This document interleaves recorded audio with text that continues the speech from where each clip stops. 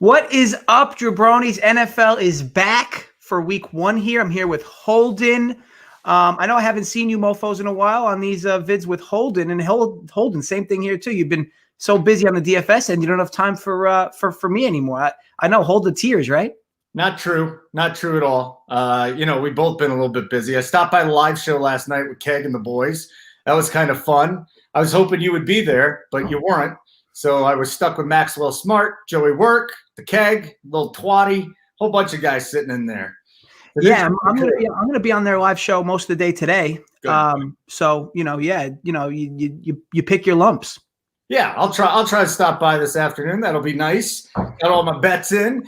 Just tweaking on the DFS. You do some DFS too, don't you? You play. I dabble. Yeah, your dabbling is probably more than my bankroll, which I've been playing for like 10 years now. So I love the DFS side, but listen, bets is where my heart's been for a long time, and we're finally betting legally here in Colorado, which makes it even better. So let's get into these games, buddy. You ready to go? Let's do this. We waited all offseason. We went through a pandemic. We're in a pandemic. We had riots. We've had hell, fires, people setting fires. Everything's going to hell, but we got football today. So I don't know if you can see. I got my Mr. Right mug. What's that? My Mr. Right mug today. I actually thought I grabbed the Mrs. Right one. Oh, really? For good luck. It's like it's a classy mug. I got a whale mug. There you go. Yeah. Hey, would you Vegas Dave giveaway? Yeah. He's like, put down all your units on this play, and if you lose, I'll give you a coffee mug. I'll give you a whale mug. Yeah, he sent me the whale mug. I mean, it was such a horrible investment trying to get picks from that guy. He said he wins all the time, but I didn't win. No, that didn't happen. Here's the total. 43.5 bet down to 41.5.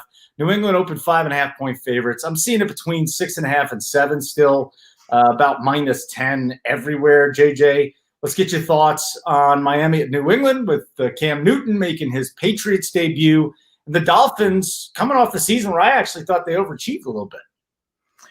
Yeah, so coming into this year in particular, especially week 1, definitely weighing heavier into better head coaching. I think that, you have an awful lot of variables this week, and I think we saw it on Thursday as well. You get the better head coach in Andy Reid, who the Chiefs came out better. And then Bill O'Brien, he's a terrible head coach. I know some people like him or respect him, but he's a terrible head coach. And then in the second half, Chiefs make the necessary adjustments. I think you're going to see more of that today. So I think if you're someone who has your own power rankings or models, I think you need to weigh in head coaching heavier this week in particular. There's just a lot more variables, and I trust better coaching staffs. Now, I know that obviously Belichick and that Pat staff, they should garner respect, but they're not seemingly garnering enough respect in the betting market. I know I'm seeing the line start to move today. Could be more or less your heavy Patriots backers on Sunday, but all week, I mean, the line kind of stuck at 6.5. A lot of people like the Dolphins if they can get 7. But I will tell you this, like from a head coaching perspective, I like Belichick in these interesting, unique scenarios. He showed it last year in, New Mexico, where they went there and they had some type of weird training routine and they went up and they won by 50. He's just someone who, if you net neutral or all coaches, he's like at least a few points better than every head coach in the NFL or most head coaches in the NFL.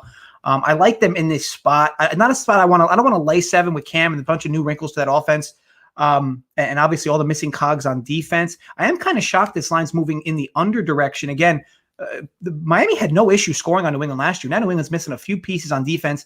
And New England, you could argue, is a little better on offense now with Cam instead of Brady, because Brady was a borderline liability with the way they were trying to run that offense with him last year. But with that said, obviously Cam's a whole new wrinkle. I would lean Patriots at 6.5, but now I'm seeing 7.5. It's really not as available anymore. But again, it'll be the story of this show from me. Head coaching in particular this week is going to be a big favorable spot for me. All right. I like that call there. And then, the other thing was the Miami always gives the Patriots trouble, it seems like. Didn't they win that game? They came back, win that game last year in Miami. Flores is a Belichick guy. But you're right. I mean, this is the ultimate game that comes down to coaching. I think Flores is going to be a really good coach. Yeah. We're talking about Belichick here. Yeah. He showed some real bright spots last year, especially towards the tail end. That team really seemed to finally put it together after they were quote unquote tanking the first 8 games. Yep. We got our thoughts there. Cleveland at Baltimore, another 1:00 game. This one opened around at 48.5, seeing it between 47.5, 48 -10. And the line was bet down pretty big time here, JJ. I want to get your thoughts on this. I mean, this was a while when it opened at 9. It's been sitting at 7.5 -10 for a little bit. But Baltimore heavily favored in a division game against a team that, man, they got a lot to play for. They got a new coach. They got Odell Beckham healthy in season number 2. The problem is both their starting cornerbacks are out. And for Cleveland, that's just a killer. That's a killer, man. Yeah, so obviously that weighs true into the line as well. But I think this is getting bought down for a few different reasons. I think number one, like those Flex Seal commercials that and you see the memes too where they slap like duct tape. Yes. Whatever that is on the leaking faucets or whatever. So Cleveland went ahead and used Flex Seal on their offensive line this offseason. They go ahead and get Larry Conklin on the right side, which was a pretty big issue for Baker Mayfield last year. You could almost see sometimes where there wasn't even pressure coming towards his right, but he was just kind of like phantom running towards his left because he was seeing that much pressure all the time from that right side. So they go ahead and seal that up with a really good offensive lineman. Then they also used their first-round draft pick for an offensive lineman. So this team is seemingly going to have a different offensive line this year, much more improved. And now Baker Mayfield, I think that has really struggled because a lot of his throws have had to be on the run for his first 2 years of his career. Now, I'm not saying this offensive line has now become the best in football, but I'm telling you it's going to be better than it's been. Now, Baltimore's defense is still what they are, but I do believe this is a big number. I mean, remember, Cleveland last year, when people were riding them, jumping off the ship, they go into Baltimore last year and they win outright. This is a team that's not really so much afraid of Baltimore anymore, or at least afraid in this spot. Again, it's week 1. You got to lean head coaching. So ultimately, again, I'm going to lean Baltimore in that regard. But 7.5 and even 8.5 from what it opened is a big number. I would definitely lean plus the points with Cleveland. It's going to be interesting, man, because they're going to have to establish the run and just eat the – and I hate saying establish the run, but they're going to have to and just eat the clock, in my opinion. I mean, they got to keep the ball out of Jackson's hands. He's got weapons all around now. He's got Hollywood Brown. He's got Andrews. He's got himself. I mean, he can run for 100 yards any single week. I'm interested to see his development because it was last year, and this continues to happen in the NFL with new quarterbacks and new talent, is like the NFL was kind of like shocked, by his success in terms of like defensive coordinators just didn't even know what to do with it. Now they have a full year of tape, and you saw Tennessee really, really force him to struggle in that playoff game. I'm interested to see if maybe he has a new wrinkle to his game, if he's a little more accurate. I know that he's still, more or less going to be a full-on dual threat, but his accuracy is still not where you'd like it to be for an elite quarterback. I'm interested to see if that takes its next step up, and if it doesn't, if defensive coordinators truly adjust to what we've seen from Lamar. I got no prop on the Cleveland Steamer, Odell Beckham, but I will say this. I do have one that I like, and actually, when I went to the bet sheet over at Run Pure Bets, I found that Travis Mangone had a better line than me. I got Mark Andrews over 45.5 yards receiving, and he got it at 44.5. But I love that. Andrew should have a big year. A big year. He should have a nice game at the very least, right? And I feel like, because they have the cornerback issues, maybe I should go after Hollywood Brown too, but I'm going to stick with Andrews here. I like it. I can't imagine him getting less than 50 yards receiving, but things happen. That's my one prop from this game I like, JJ. And you're leaning toward the Cleveland side if you had a side in this, right? Is that what you're saying?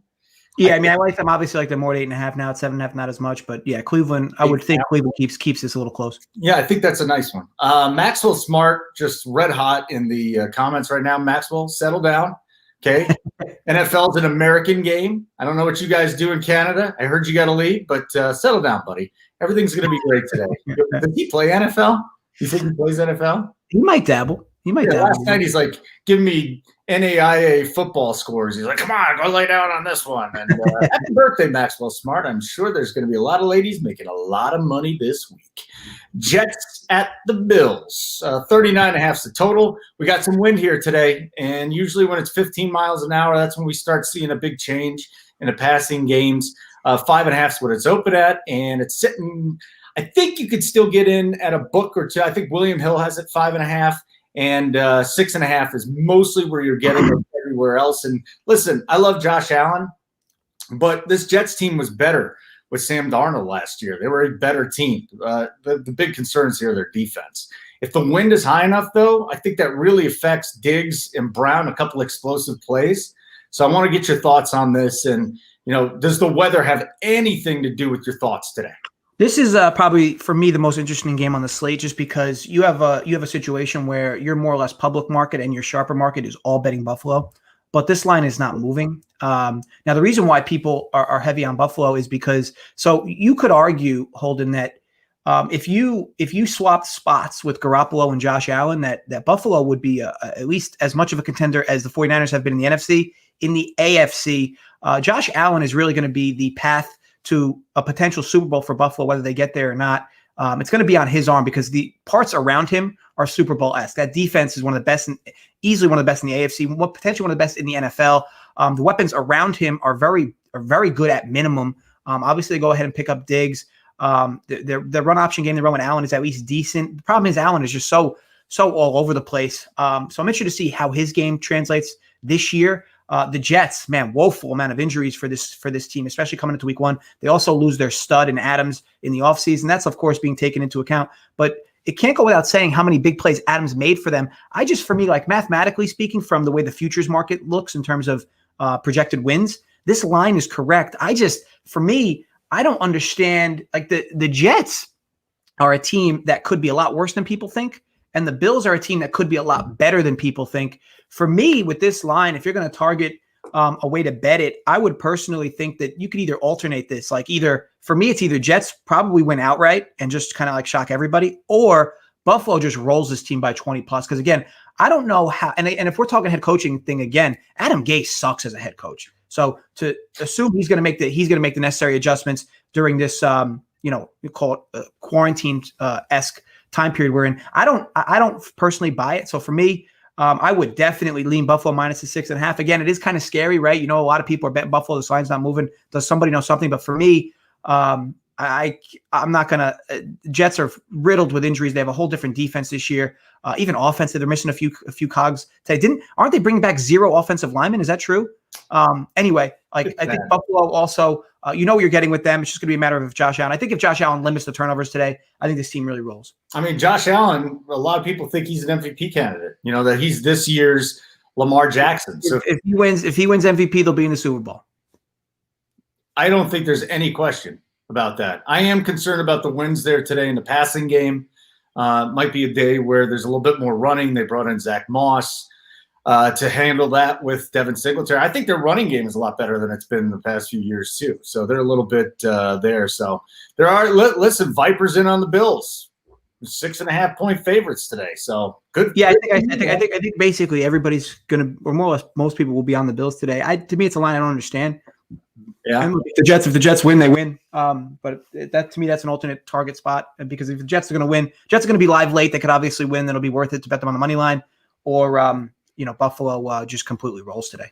All right, let's move on here. We got our next game to go down, and that would be Vegas and Carolina. Oh yeah, some offensive love. Now, I don't like the fact that it went from 46.5 to 48. That's, if you got in on early, I think you're feeling a lot better. The Vegas Raiders, 3-point favorites, I should say, on the road. 3-point favorites on the road. Everybody expecting Carolina to possibly be the worst team in the NFL because of their defense, which is why I think we got a high total here. I don't think Vegas has a great defense either. Teddy Bridgewater really doesn't turn the ball over. We saw that last year with New Orleans. He has some terrific weapons. I mean, you tell me a guy that has better weapons than Teddy Bridgewater. Christian McCaffrey, Robbie Anderson, DJ Moore, Curtis Samuel. Dude, that offense is stacked, and I think they can hand it out. I want to get your thoughts on the total there. I know it went up from 46.5 to 48, but I still I like it a little bit. Yeah, I definitely think he's got one of the best weapons in the league. I'd argue old Noodle Arm Brady from Tampa has a few more weapons, but the interesting thing in this game, I think, is going to be the lack of defense, and I think it goes without saying, right? Carolina was just a fantasy dream team last year to play against, and even for, right? I think obviously with McCaffrey and the way that team was always playing from behind, but this team did not make too many improvements defensively. Now, the issue also I have with this line is obviously it moves from 1.5 to 3, so I'm not sure you can really love the Raiders at 3. I mean, maybe laying 3 on the road here, but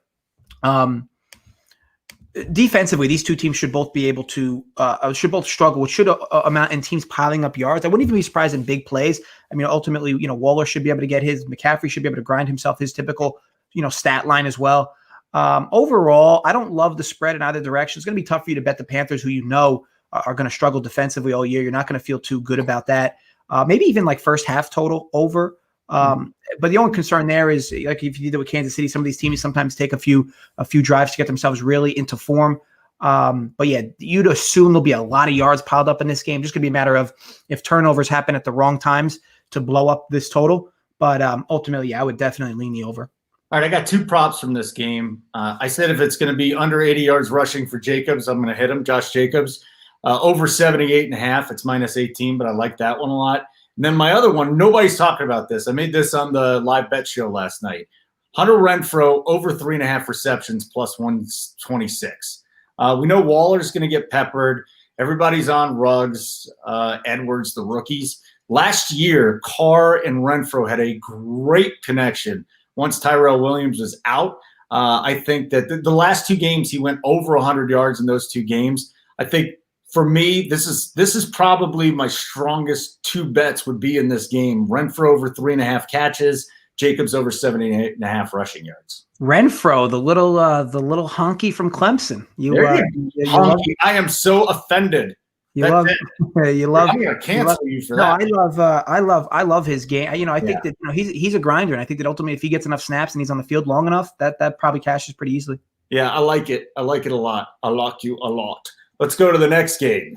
The next game would be Seattle at Atlanta. This is another one with a high total, 49, minus 10. Seattle going out to the East, and they're 1.5-point favorites, minus 10 here. So people really buying into the Seahawks this season, going over there, putting up points against the Falcons. It's an even year for Matt Ryan. I don't know if you buy into that, but every even year, this guy goes bananas. He's an MVP candidate.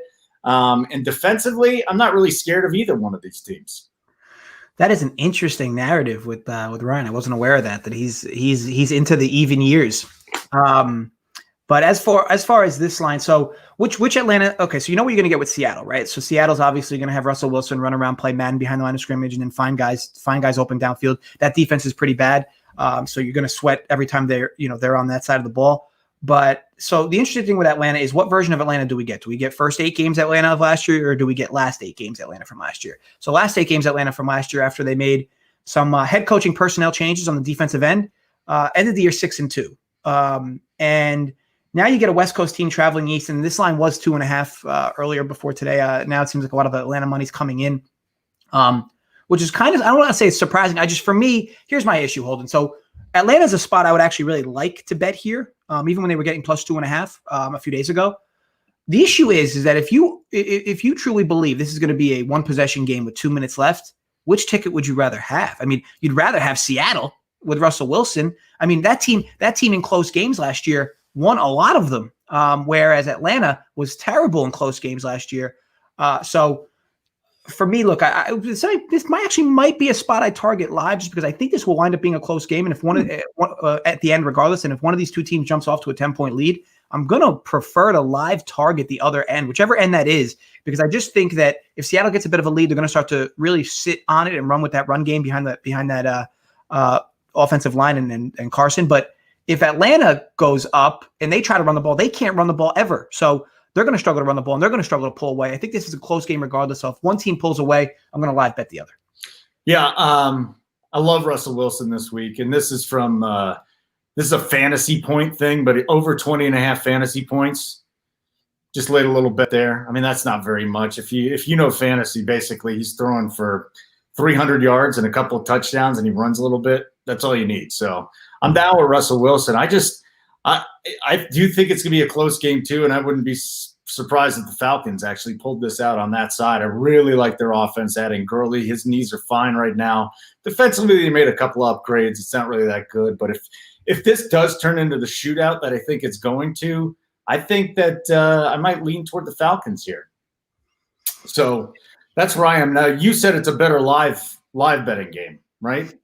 Yeah, I think if this one of these two teams jumps off to a 10-0 lead, I mean, it's an automatic live spot for me on the opposite end. All right. Very good. Like it.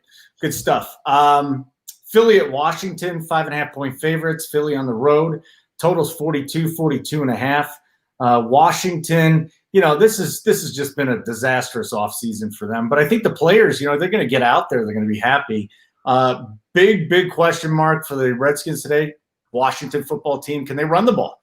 Got a kid, Antonio Gibson. I think here's why I think the Washington team has an advantage.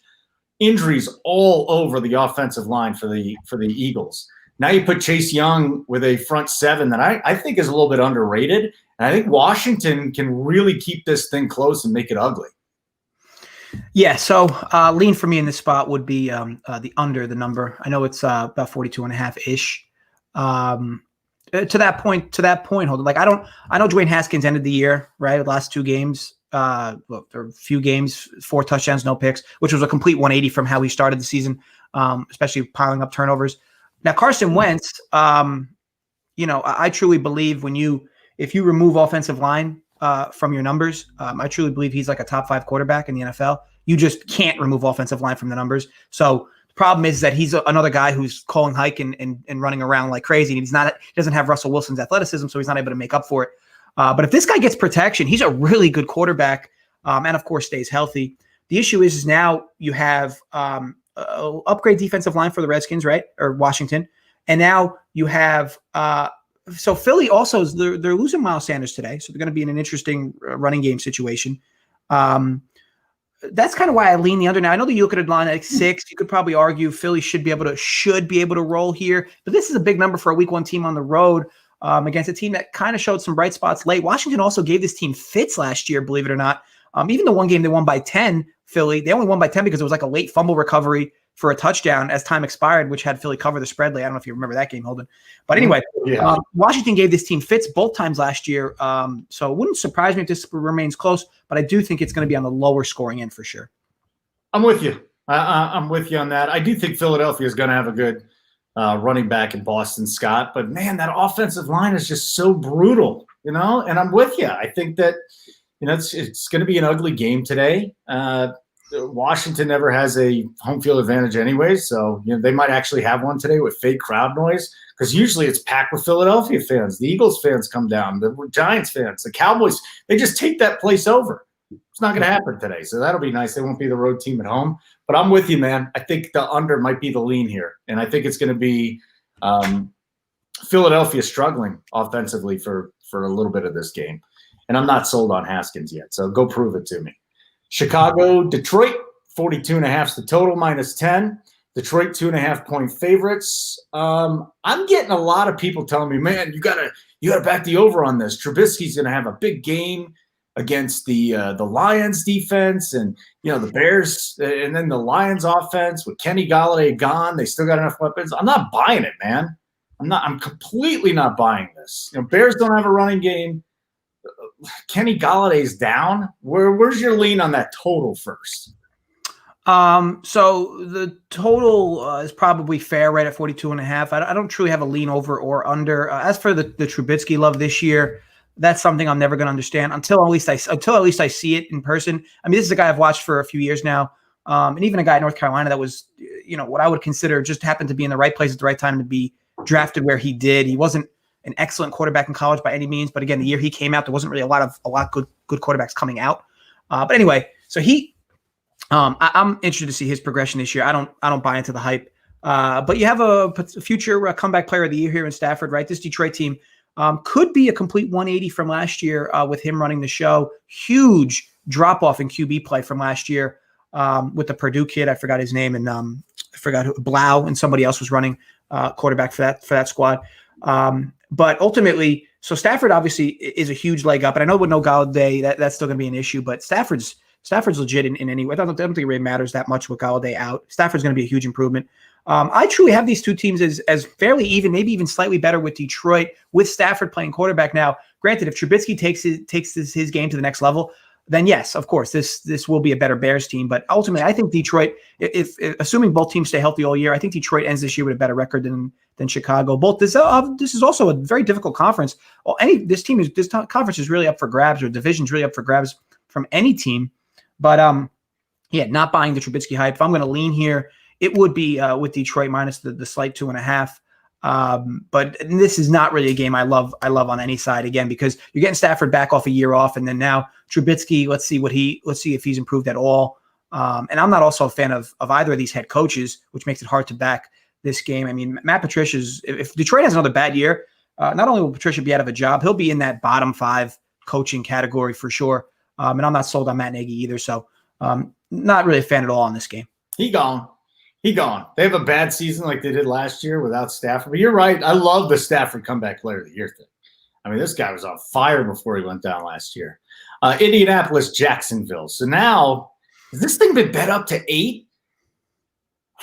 Colts 8-point favorites on the road. Sloppy weather, some wind. It's going to be gross. 45 is the total here. At what point do we look at the Jaguars? A lot of people think are going to punt it. That's it. They're done this season. What point do we think the Jaguars could keep it within a touchdown? Do we even consider that? Here's what I think. I think you're going to bet this game. You bet this game with 2 alternate spreads. You bet this game with you either tease they call it a pleaser, but I'm not sure if you can really get that nowadays. But you bet it 6 points in the opposite direction instead of a teaser. So you basically bet like Jacksonville plus 2.5 or Jacksonville plus 1.5. Or you could just bet Jacksonville money line, I guess, at that point. But because for me, here's the thing: if Jacksonville's going to be competitive this year, they will be competitive game 1 of this year. It's not like I don't think this is going to be a thing that they figure out. What their true identity is going to be in 3 weeks. I think if this team's going to be competitive, they'll be competitive day 1. And this is a spot where you would figure they could be competitive if they're not tanking. Now, if this team comes out and they're not motivated and they just don't have the energy, I think they just get blown out here. I think it's going to be a 30-point loss for them. I don't think the spread's going to matter in any way here. I think if Jacksonville's going to be competitive, this will be a 1-possession game late where they could potentially win it, where there's going to be value on the money line, or they truly tank like everybody thinks they're going to, and they just lose this game by 20 plus. So for me, alternate spread this, if anything, on both sides. I don't think this is going to be a game where you're going to be really sweating the actual number. I think you're either going to be sweating you're either going to be sweating your survivor pools with Indy, or Indy's going to absolutely roll. See, I don't buy into players and coaches quitting, like especially at the beginning of the season. Maybe toward the end of the year, these guys are burnt out, but it's not like they're just going to go and lay down. These guys actually have something to prove. Minshew has a lot to prove. The defense, now that it's been completely stripped, they got a lot to prove. So I have a hard time believing a team's just going to go tank in the first quarter. Yeah, I think the problem is at least the recency bias there, Holden, is last year the sharper folks were really on Miami early in the season. And Miami just seemed like, I don't know if it was because of their head coaching personnel early on, still trying to figure things out, players disgruntled, whatever it was. That team literally just gave up 2 games. They lost both games by a combined 95 points. So, interesting to see how it relates to this year. 2 completely different scenarios. But, I'm not buying the hype that they're going to completely tank. But if you are, why bet 8.5? Just bet them like minus 14.5, minus 20.5, minus 27.5. Because if they are truly tanking and this team has no energy, they're just going to get blown out today. Okay. Point, counterpoint. Very good. That's how you do a show. Green Bay, Minnesota. Okay, here we go. This is an interesting one. The total was bet down from 46.5 to 44.5. 46.5 was a little while ago. You can find it at Minnesota 2.5-point favorites at home. So I am with a couple of the Run Pure Sports guys on this Green Bay offense this weekend or today. I think that they can really go on the road and shred with Minnesota. Minnesota has the more complete offense. And I think Green Bay, and I'm going to sneeze here in a second, Green Bay actually has the better or Minnesota has the better defense at this point. I think people are sleeping on the Packers early in the season, though. Your thoughts? So, bless you. The Packers were a bit lucky last year. Okay. A lot of their they won a lot of close games. You could argue for Aaron Rodgers, and obviously, but Aaron Rodgers was not Aaron Rodgers last year. Now, I don't know if that was because the head coaching was kind of like pulling him back in terms of what he can and can't do. But he was not himself last year. Now, this year might be a different Aaron Rodgers. You might be, it might take a different step this year. But defensively, this team also got a little unlucky. Like their turnovers were always seeming to be at the right time in possessions. It was just like a lot of things that were head scratching if you were betting, for or against the Packers last year. Now, Minnesota is a team that just consistently trips over themselves year in, year out. And I blame that really on head coaching. Now, I think that you look at this line, now going to seeing some 1.5. down at a few books. I think that if you're going to bet this game, for me, this is a live target spot. I think that you have two teams that are really very difficult to figure out who has an edge in this game. With game one, obviously, home field advantage isn't worth nearly what it should be worth. So I don't know if Minnesota should have been 3 in this spot ever. But I think now Minnesota doesn't have Diggs, so who's going to really stretch that field for Cousins? And look, and Cook, Cook's healthy though. This offense is completely different with Cook. So if you think that Green Bay is going to score, and we know that Minnesota's offense is completely different with Cook in the backfield, maybe lean over, right? Maybe lean over, but not a spot I love in this game either side. But yeah, I think if they're big on Green Bay to score and find ways to land in the end zone, why not bet the game over? Yeah, Minnesota's not going to get shut out here, so. Yeah, I'm hoping Minnesota gets off to a big lead. That's a great point. You get into that live betting there. Chargers, Cincinnati. Chargers 3-point favorites on the road. You can get that at even money. And then 41.5 is the total, -10. So you got Cincinnati looking to play at a high pace, looking to just pick it up with a rookie quarterback and some decent weapons around them, but defensively they're a trash can. And then the Chargers, again, a couple of big injuries to their defense. They got a quarterback that, isn't really going to stretch the field, so they're going to have to rely, I think, on some check down. I don't see this being a vertical offense for the Chargers, and that's why if the Bengals can get on the board here, I actually don't mind. I don't mind looking at the Bengals to cover. So your breakdown of this game, your thoughts on that, as a matter of fact. So Tyrod Taylor, or some call him Ty God, so when he's played a full plethora of games, so when he's played like at least 13 or 14 games in the season, his QBR is like really good. I think it's like 63, 64. This is a guy that I can't understand why he continues to move in and out about starting rotations. He's a guy that's a proven starting quarterback. Now, he doesn't stretch the field, so you're not going to get that from him, but you do get that kind of dual threat run option potential with him. But he does have like a cannon for an arm. Like I remember seeing him. He can lift the ball 60, 65 yards. He's just not accurate. Now that's obviously a different conversation. But the interesting part here is, what can Joe Burrow, future Hall of Fame Joe Burrow, what can he do against this very, very good Chargers defense? So I'm interested to see how he starts. Obviously, during this COVID era, you get a rookie quarterback with limited practicing. How much can he really adjust to this? Now, I'm a huge Burrow homer over all his props preseason. I just think if he stays healthy, to me, it's an easy over. And I know that he plays in a very difficult conference or division. Obviously, you've seen Pittsburgh, Baltimore, and Cleveland, who's not a bad defense by any means. And now he obviously has to face the Chargers. But outside of those teams, like, he's got a good chance to have a good year. He's got weapons all around him. It's going to be on that offensive line to keep him upright. He also very quietly has dual threat ability. I'm interested to see if he runs often in the NFL. You see that often with college quarterbacks. But he's a big kid. He's not some little guy.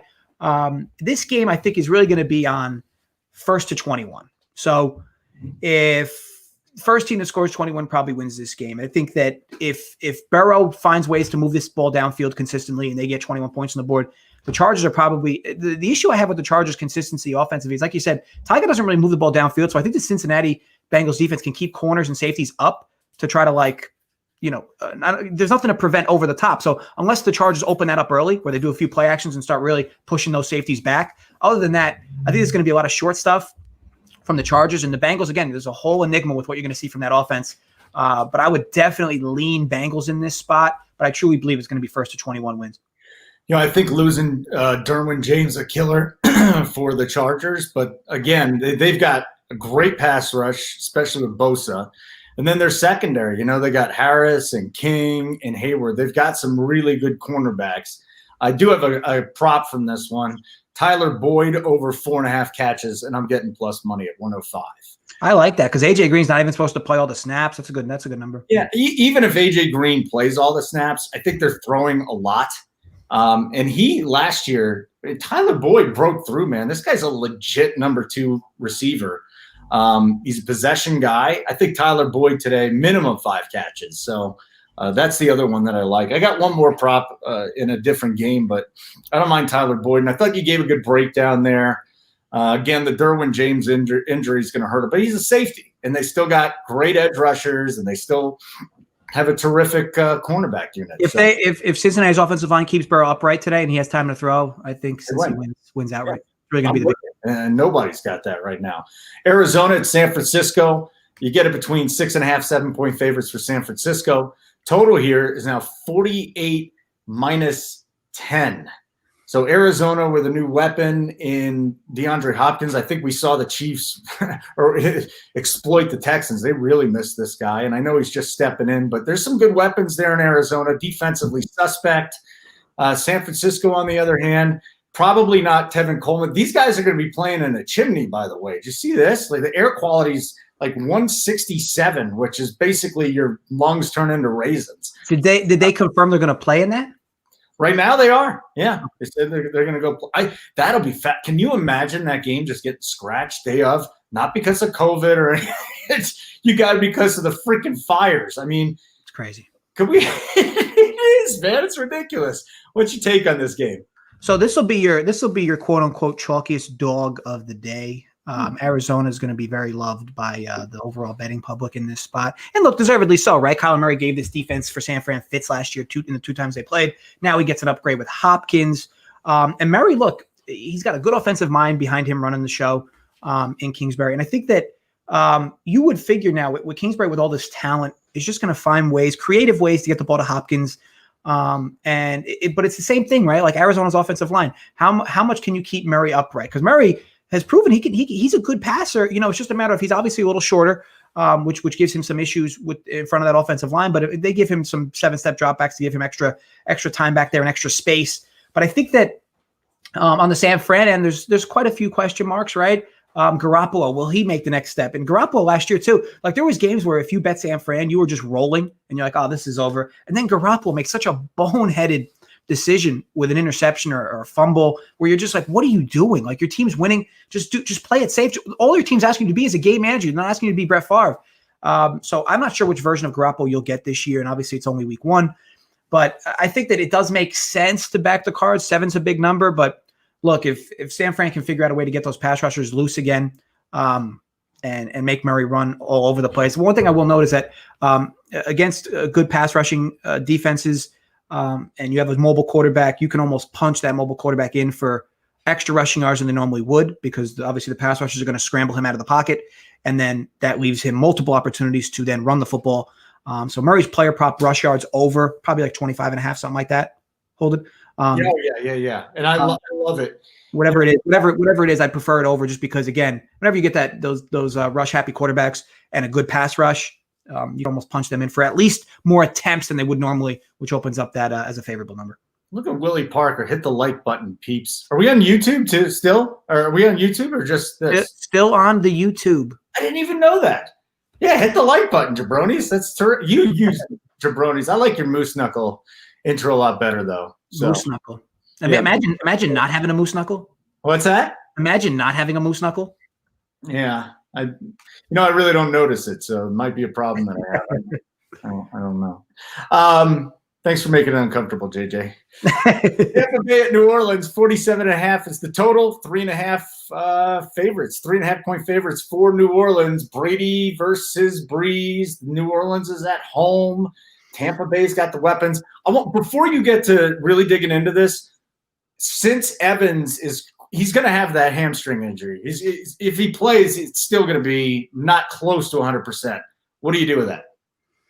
So Evans, for me, I don't know if Evans is worth even a half point to this line. I think that it's very difficult for certain to say what he's worth, because you haven't seen Brady play yet with him. So I don't even know what type of chemistry would have been there. Now, Evans can stretch the field, which will open up more spots for guys like Godwin as well, but and Scotty Miller. But I think that the issue is that you just don't know what he could be worth, because you don't know how much he's going to use him. I mean, obviously Gronk's going to be there, right? So Brady's going to rely on Gronk, or at least that's what he knows. I don't know how much Evans is truly worth to this line. I mean, you saw last year games where Evans was out. He wasn't even worth a half point to a line. I don't think he was. I think the line moves most of the times when he was out. But, look, as far as this first game, maybe it could matter. It's really tough to really say with confidence what that really means, at least to this line in particular. But what I will say is Saints in week 1 in the NFL, they just continue to step over themselves. I don't know what the record is exactly with the last 6-7 years, but it is not a good one, especially against the spread. Here they're favored, but it is an interesting scenario because they're favored against a team that's kind of like got a whole new offense now. So not sure what you can take for that. I don't love the over in this spot. I know that it makes sense, right? Both these teams scoring a lot of points. I don't love it just because, again, there's so many head-scratching things going on with Tampa's new wrinkles on offense, and the Saints just can't get out of their own way. Now, what you would maybe argue is that if the Saints do their normal struggling week one, maybe you start thinking you get Tampa the first half of this game. You get Arians with Brady. A lot of it's probably going to be game scripted. What they do the first, call 2 or 3 drives. And who's got more of a chip on their shoulder, though, this year coming into it than Tom Brady? Patriots wanted nothing to do with him. He goes to Tampa. Now, I know that he's older. Obviously, he's not what he once was for sure. But, man, if this guy's ever been motivated in his career, I mean, this is going to be the year. Wouldn't he want to just stick it up the Pat's ass? I am an angry Tom Brady guy, and even if Evans didn't do anything, you still got great weapons. But I'm looking at the other side here. And, listen, running backs just crush the Bucs out of the backfield from receiving. But I also think that we've seen from time to time Latavius Murray get his work. And this is my last one. Now, I will say this. I was completely just way up there last night when I made this bet. But I did dig into it. I think Latavius over 26.5 rushing yards is my last prop that I'm going to throw out there. They're going to use him today. I think they're going to use him. Now, I could completely fall on my face. He gets 2 carries for 10 yards, and that's the end of it. But I'm going to go with him just run it down their throat. You got, in my opinion, depending on game script and game flow, but you'd have to punch Murray in for at least 7-8 carries. So it's going to be a matter of if he gets over that on those carries. I mean, let's just say 4. You averages 4 yards a carry, 7 carries. Boom, you're over 26.5. And I think he was right around there last year. So that's my last prop that I'm going to throw out there real quick. No. This is not a real quick one because this is Dallas and the Rams, and we're talking about the Sunday night game. The Cowboys you can find in most places 2-point favorites on the road against the Rams. 51.5 is the total here. And you know what I think what happened with the Rams last year? Their offense just took a huge step back because they didn't have a running back like Todd Gurley. This is a run-based offense. Like, you are working your passing game off the run. So you have to figure, is Malcolm Brown and Cam Akers good enough for them to do that? Or is Goff just going to have to put it on his back again, go to Woods, go to Kupp, go to his tight ends? I think if you believe Goff that he bounces back, then this is an overplay. And there's no question about it. If you don't, and then the Rams have a nice secondary too. But that Cowboys offense, man, that's pretty good stuff. I like it. Yeah, I'll tell you who I do believe in, Sean McVay. I think that off this COVID era, I did say I want to target head coaches. Now, Mike McCarthy is going to be has the opportunity to kind of rejuvenate himself here, right? Ultimately, a guy who got to coach Brett Favre, Aaron Rodgers, and now is going to be on he's coaching Dak, obviously a good quarterback as well. But this Dallas team is extremely talented. I think they were held back by Garrett. But coming into this year in particular, I think McVay does what he normally does and just has some interesting wrinkles to that offense, a lot of time to prepare. And again, he's a really smart head coach. It goes without saying. And I think that sometimes he even outsmarts himself with some of the nonsense you kind of watch with Goff. But Goff's a much better quarterback at home. So I think you could argue there for points. If Dallas is going to score, Dallas should be able to score as well. The over kind of makes sense just because, again, you get a better version of Goff, but this over is climbing. It's climbing fast. And it's going to be a Sunday night game where you're going to always know everybody's going to be on the over. But I think it makes sense there's going to be points in this game. 52 is kind of climbing a bit too high, though, for me. But I would definitely lean Rams in this spot at the current number. Do you think that there's going to be a bunch of late money on Dallas? I don't know. That's tough. That's tough to say. That's tough to say. This is Sunday night. This is going to be a line. I think it's going to be. I mean, the Rams get a lot of respect too, though, in the market. So this is going to be a line I think that goes probably semi down the middle. It's going to be a matter of how much the handle is. But as far as the tickets, it'll probably be semi down the middle. All right, you want to cover the Monday games, or are you doing a show tomorrow? No, we could do them quick. Quick. Do a couple quickies then. We got the 2 Monday night games. We got Pittsburgh at the Giants. Pittsburgh on paper just has a massive advantage here on both sides of the ball there. This went from 3 on the very early line, and now it's Pittsburgh's 6-point favorites on the road. Can you stomach that with the total at 46? Yeah, so I think that the Giants are pretty favorable in this spot, getting 6. Now, what version of Ben Roethlisberger are you going to get? Another potential comeback player of the year. This Pittsburgh team, you could argue, is going to at least be 7 points better every game than they were with Duck Hodges and even Mason Rudolph. But again, what version of Roethlisberger are you going to get? A lot of reports are coming out that Roethlisberger looks really good coming into this year. Lost some weight, whatever, but however you take that information. But this team obviously should win this game, But look, the Giants last year didn't have too many games, and they might not have had any games last year where they had everybody healthy. Shepard, Ingram, Barkley, Jones. Okay? They have all 4 of them for this game.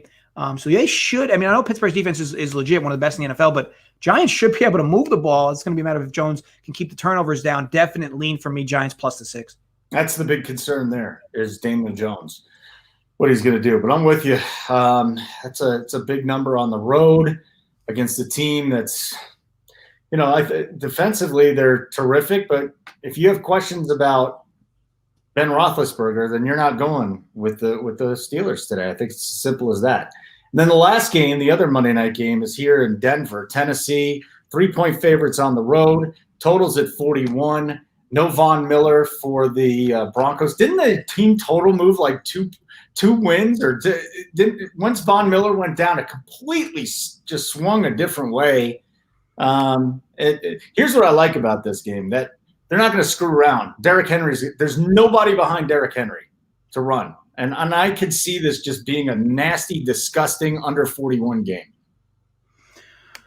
Yeah, so points you would think would come at a premium in this one. But I think it's another scenario where you could just alternate spread this because no Von Miller analytically probably means about 1 point to a line, half a point to a line, somewhere in between. Now, the only thing is that analytically it might mean that. But in actual game flow, it does change up what Denver's trying to do defensively, right? Because Denver relies on his pass rush a lot, and that's how they kind of base how their secondary looks for in a given play, based on how he specifically is going to be rushing the quarterback. With him out, it does change kind of the whole defensive functions of that entire Denver defense. But and now, if you're Tennessee, why would you even think twice about running Derrick Henry 30 carries, just bulldozing downfield all game long?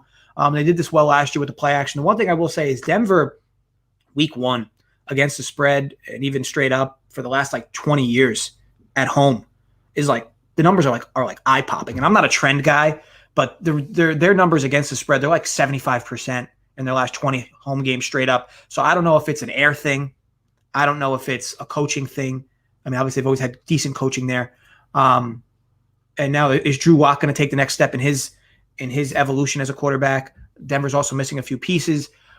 Tennessee -3 for me. I don't know if this is again, it's another situation, Holden, where I think it's going to be a close game late. I'd lean Denver at home just because I know that they'll be able to. If it's a close game late, Tennessee's not going to be able to run the ball as much. So if it's a close game with 3 minutes left, Tennessee just can't move the ball down the field running the football every play. So I would lean Denver late, knowing that they can play, then knowing they don't have to stop that wrinkle. But if you think Tennessee's going to win, Tennessee's probably just going to roll, right? Because ultimately they're just going to run with Derrick Henry, sit on their lead, continue to run the ball, continue to pile up yardage and points. So for me, I'd almost alternate spread this Tennessee -10 and not -9.5, or Denver money line straight up because they've been just so good at home. I would do one of those two. I like it, man. I'll just give out my best bet. Again, I'm a props guy, although I like the under in that game. I do. Because Cortland Sutton's probably not going to play, and now you're relying on a rookie and Judy and Deshaun Hamilton, a whole bunch of guys that Judy could be great, but a bunch of scrubs, and maybe Noah Fant could get going. Anyways, bet MGM for this one. Russell Wilson over 20.5 fantasy points. I love Hunter Renfrow over 3.5 catches at a plus 126. Jacobs over 78.5 rush yards -118, and then Tyler Boyd over 4.5 catches 105. What do you like? Anything in particular? Yeah, so I gave this out earlier in the week. 2-team teas, Buffalo, New England, both down to 0.5. And I know that you can do that as a 6-point tease, or you could have done that as a 6-point tease. You can't do that now as a 6-point tease, but it will bring it down to 1 or 1.5 on New England. I do like that. It's just obviously I liked it more with 0.5 that I gave it, I think, on Wednesday. But, that's a spot I like. I just think that New England's not getting enough love in the marketplace. And again, from a head coaching perspective, I really value that. And look, not that I'd be shocked if the Jets won outright today, But Buffalo just has so many things in their favor, and I don't want to lay the points. I'd just rather take the win. All right. If you haven't signed up for Run Pure Bets yet, I don't know what you're doing. I love these guys. JJ, I love working with you, but the site is terrific.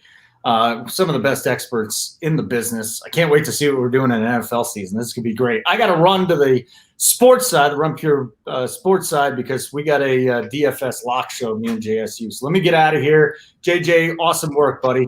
Yeah, be sure to check that guys out on the DFS end. And again, for us, we'll have a live show today. Live betting show for at least 3-4 hours today. For our stuff, $20 a week, super cheap. $20 get you the whole week. It'll get you both shows for this week and next week. So look, like I said, sign up, see what you like. If it's $20, if it winds up being something you don't like, obviously you could easily not re-sign up. But again, it's $20. I mean, at the end of the day, you're going to get a ton of bets every day in multiple sports from all of us. We're in the Discord chatting every day, which has its own value. Also, if you sign up, we have an office pool against the spread for all our members. $1,000 for first place. $25 a week, and $50 a week for the weekly winner, and a free Run Pure Bets t-shirt for anybody who for the best record against the spread weekly. We're running it through the Discord, so all you have to do is sign up. You get in. If you're the best one against the spread, free $3,000 for you at the end of the year, and I'm sure it'll be a bunch of $50 weekly winners for you, because if you win the league, I assume you also won a few weeks as well. So again, free money from us. So yeah, jump in, join us, and we'll be in the Discord all day. And obviously we have our live betting show for our Discord later on today to check that out as well. But thanks again, Holden, for running this with me. And guys, look, good luck with all your bets today. It's going to be a huge betting day for many people. Make sure you stay disciplined, gamble responsibly, and of course, stay safe. We'll see you later, guys.